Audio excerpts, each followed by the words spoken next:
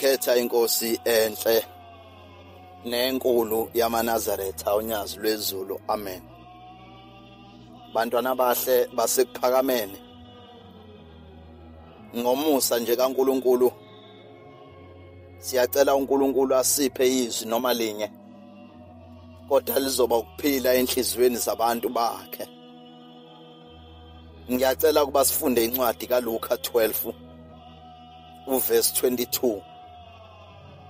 La ifundeka khona kanje: wayesethi kubafundi bakhe, ngakho ke ngithi kini, ningakhathazeki ngokuphila kwenu ukuthi niyawudlani, nangomzimba wenu ukuthi niyakwembathani, ngokuba ukuphila kukhulu kunokudla, nomzimba kunesambatho.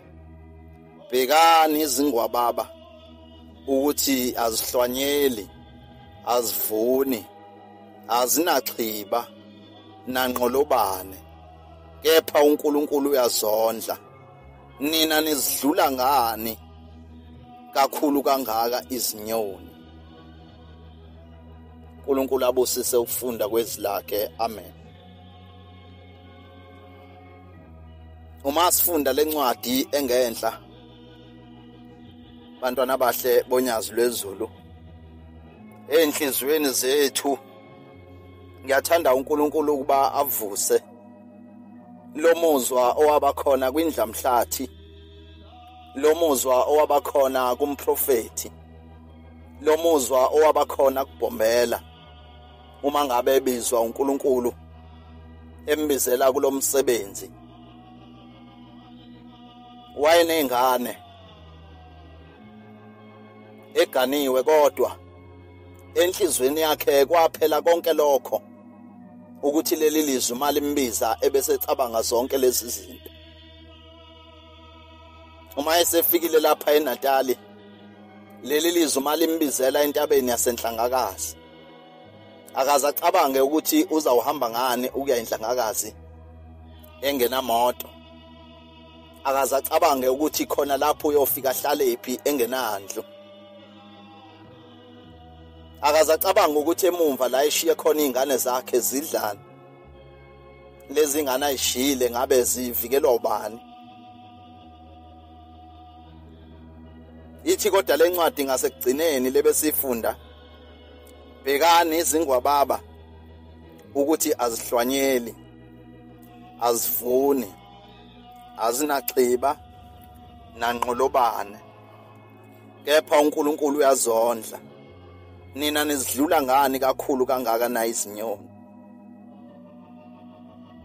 Ungenzeka ukuthi nayo indlamhlathi yayibuswa yilelizwe enhlizweni yalo. uNkulunkulu wayiphe lo moya ukuba ingakhathaleli kakhulu ingane zayo, nokuba ingacabangi ngazo, kodwa icabange ngaleli lizwi uNkulunkulu ayeselibekile ngaphambi kobuso bakhe nangaphambi kwendlela uNkulunkulu ayesemkhethele yona. Uma ngabe eqala ukwakha umuzi wasekuphakameni, kuyavela abantwana basekuphakameni ukuthi nakuzo izindlu zokuqala ezakhiwayo akukho la khona mhlambe akathi lendlu ingeyengane zami, mhlambe lendlu ingeyamakhosikazi ami, kodwa kulokho kwakuyizindla ezakhela laba bantu ayesehamba nabo. Ngiyezwa mangabe endlini zokuqala kwakhiwa ngosuku lokuqala ukuthi ngenxa yobuncane bezindlu wakhetha ukuhlonipha umfundisi ayehamba naye, wakhetha ukuthi indlu ethile yayiseyakhiwa wayesethi kungcono kulala yena kuyo. Wangazicabangela yena ukuthi kufanele ukuba kulale mina ngoba nje silapha nje izwi likaNkulunkulu likimi, kodwa wacabangela lo ayehamba naye, wayeka ukuthi azicabangele yena. Akazange nakulezi zindlu zokuqala acabange ukuthi konje izingane zakhe fanele akhele zona, konje amakhosikazi akhe fanele akhele wona. Noma iseqala ukuthenga indawo, laba abantu ayehamba nabo abangamaNazaretha wayecabangela bona ukuthi kulezi indawo ufuna bathole indawo zokukhonzela, funa bathole indawo zokuhlala. Akazange bese ecabanga indaba yokuthi lezi ingane zakhe zona wahamba isikhathi eside phakathi kwamaNazaretha, noma ngaleso sikhathi zase ikhona izimoto ngokwendlela uNkulunkulu ayemphe ngayo. Kwakufanele naye ukuba ngabe waba nayo imoto, kodwa uze wahamba emhlabeni engenayo imoto. Ilento bantwana bahle nabayingcwele boNyazilwezulu ekufuna uba uNkulunkulu siyicele, noma umthandazo omkhulu wamakholwa uthi usiphe namhla isinkwa sethu semihla ngemihla. Lapha kulomthandazo kukhulunywa ngezinto mhlambe lezi zokuphila lapha emhlabeni, noma kukhona lokho ukuthi ufuna kuba sicele lezi zinto sizikhandle nangokwenza kwethu konke ukuba sizame ukuthi sithole impilo enhle lapha ezweni. Kodwa into ekufuna kuba singabalekelani nayo noma ingaphele enhlizweni zethu njengamaNazaretha ilokha noma lo wamuzwa okade ukhona kwindlamhlathi, ilo muzwa okhona kuShembe wokuba angacabangeli kakhulu umndeni wakhe, noma angabe nokuzicabangela yena kakhulu kodwa acabangele thina njengamaNazaretha. Ngiyacela ukuba sifunde encwadini yabaseRoma mhlambe kuzoba u8 ivesi lika 35 mhlambe siyoma lapha ya ku39. Abanye abantu kuyenzeka bangene lapha kulolu hambo maNazaretha impilo ivuma kakhulu, angene lapha kulolu hambo lika Shembe kungekho into emsokolisayo empilweni, esebenza enamabhizinisi amanye zihamba kahle izinto nje empilweni zimvumele.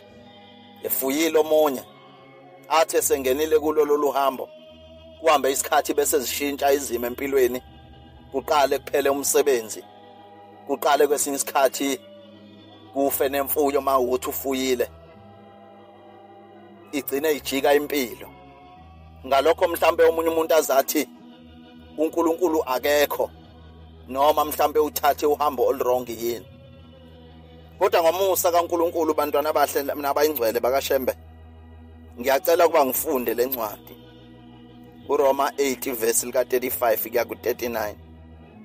La ithi khona ngubani ozawusahlukanisa nothando lukaKristu na?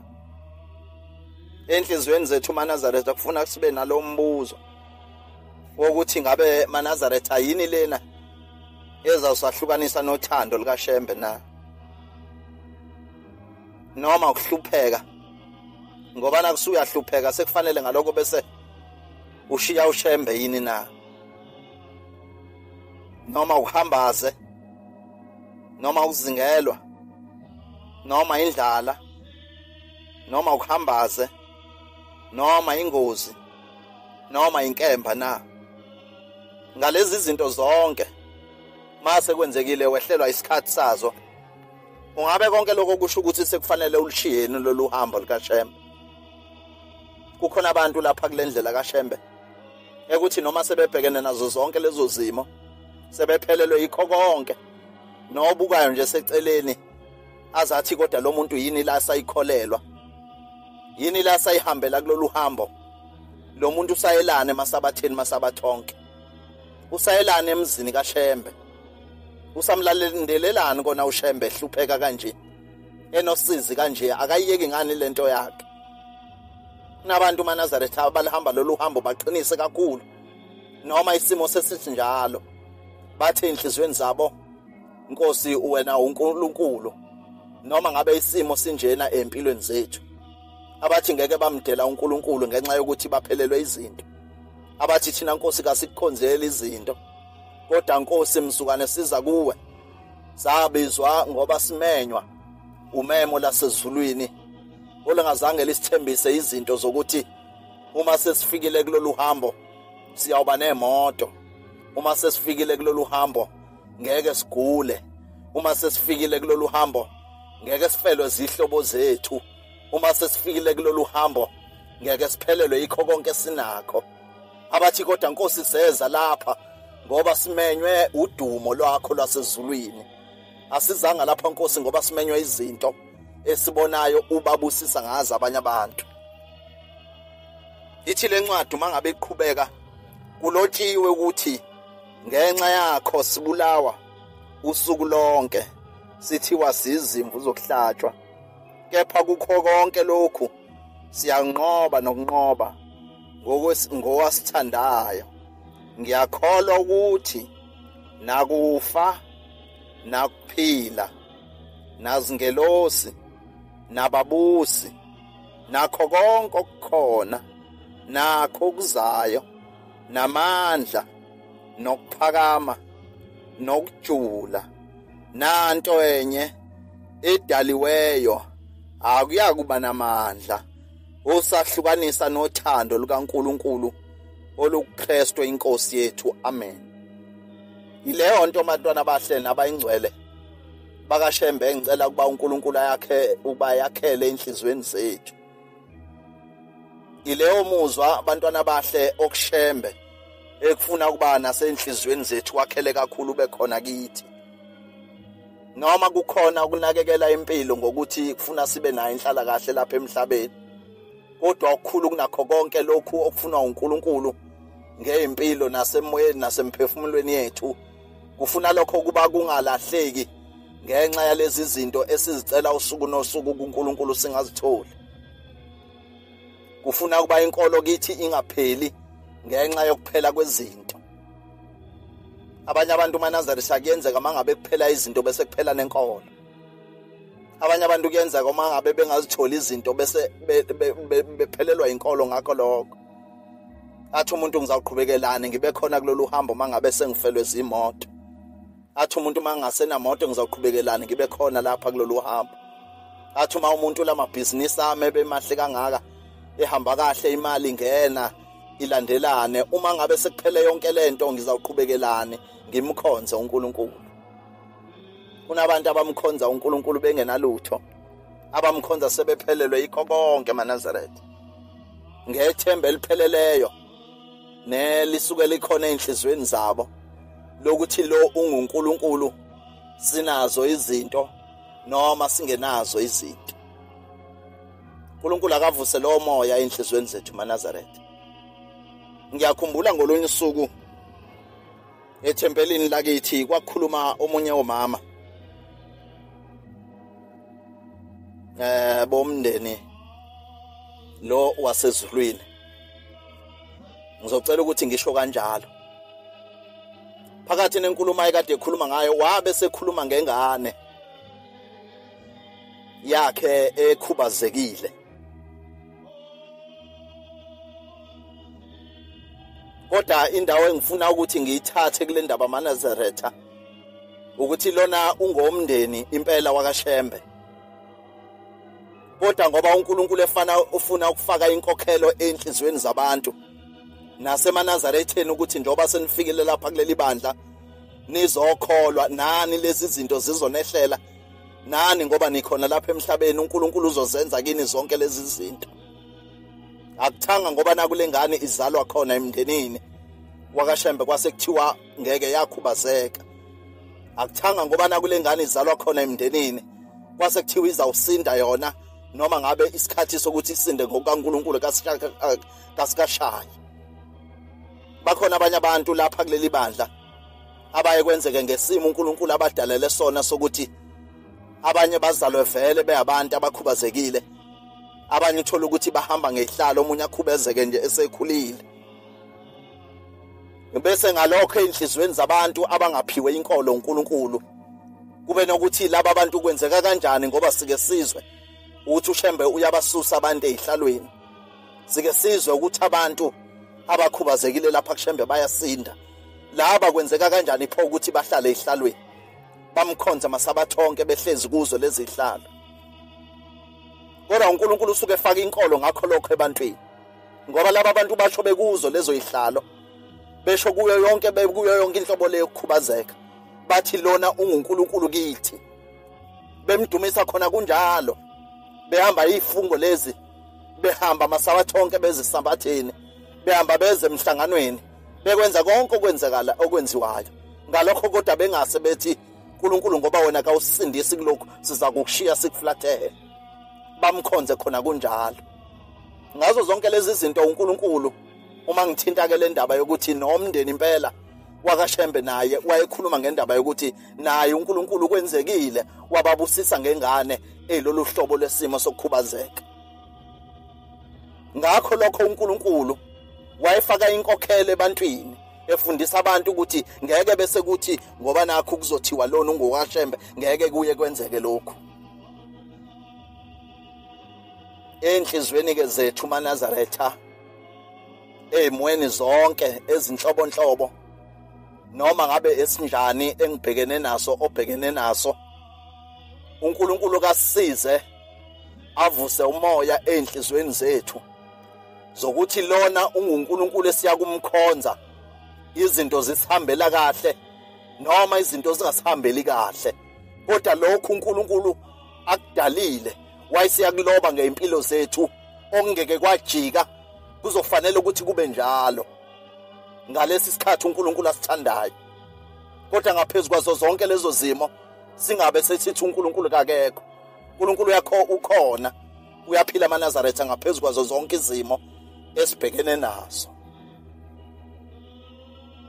Ngiyabonga uNkulunkulu omuhle noyingcwele ngaleli izwi asiphile lona. Ngizawucela ukuthandaza